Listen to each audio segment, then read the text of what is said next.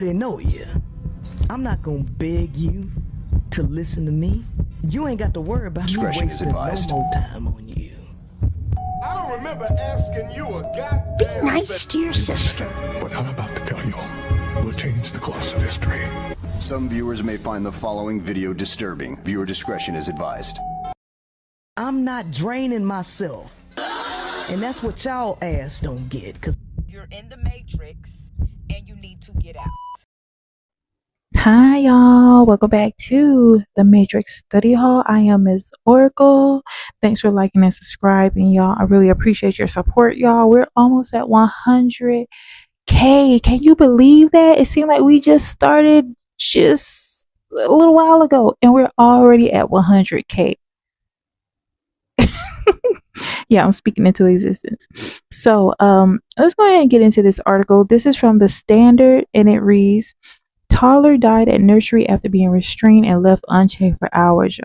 Rest in peace, Noah Simbanda. Okay, he was only 14 months old at Fairytale's Day Nursery in Dudley on December 9th, 2022. Oh, this is so horrible. Okay, so let's go ahead and get into the article. It says a healthy 14-month-old boy died after being wrapped in a sleeping bag and restrained at a nursery with exceptionally dangerous sleeping practices for infants.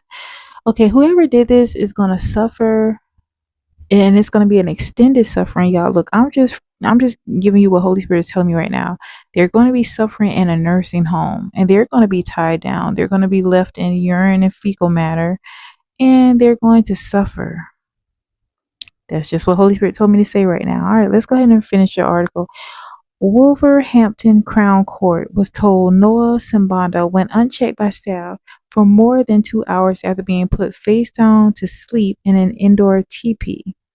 The now closed Fairytale's Day Nursery in Bourne Street, Dudley, West Midlands, has admitted corporate manslaughter, while nursery worker Kimberly Cookson has pleaded guilty to gross negligence manslaughter.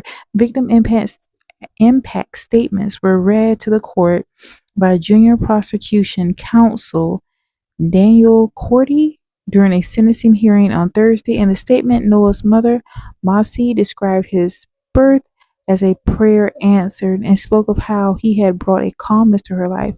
Describing how she had left Noah in the care of staff she thought would look after him, she said, I handed Noah over to the people who unalived him. Because of this, I cannot forgive myself and consequently will never forgive the defendant. She added of the nursery. Behind closed doors, they were playing Russian roulette with our children's lives. Indeed. In a separate statement, Noah's father, Dulani, said, my son died at just 14 months old because of the gross negligence of someone who was trusted to care for him. When a child is taken from this world, the loss is immeasurable. Noah's absence is felt in every corner of our lives. Noah deserved to live, he deserved to be protected, and we deserve to watch him grow. And this is a picture of the actual daycare, the nursery. Let's go further into it. It says, opening the facts of the case, prosecutor John Elvidge, KC, said Cookson, then 20 and now age 23, was recorded by CCTV cameras as she tightly wrapped Noah in a sleeping bag. Further footage captured her placing a blanket over the toddler's head before moving her left leg over him in what is said to have been an effort to restrict his movement for around 7 minutes. The court was told Noah was pronounced dead in hospital around an hour after being found unresponsive on the afternoon of December 9, 2022. Mr. Elvidge said that the covering children's heads to get them to sleep was a habitual practice in the baby room at the nursery, while Noah was described as a very good child with a gentle manner who was beginning to walk and speak. The prosecutor said of comments made in an interview by Cookson, she thought it was fine to cover faces. She couldn't explain why she had behaved so harshly to Noah that day. Exceptionally dangerous sleeping routines for infants at the nursery pose risks of overheating and also exhaustion. Mr. Elvidge added, Kimberly Cookson's negligence was gross. That means it was truly exceptionally bad. All right, y'all. I'll include a link in the description box if you want to read further. Cause that's a lot, but I definitely wanted to share this. Let's go ahead to the comments. Mamaj says, "Who in the heck restrains a toddler? Call the parents to come get them."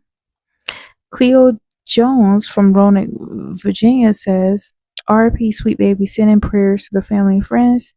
Shalik Clark says from Flint, Michigan says, "So sad, R.I.P. Little Angel."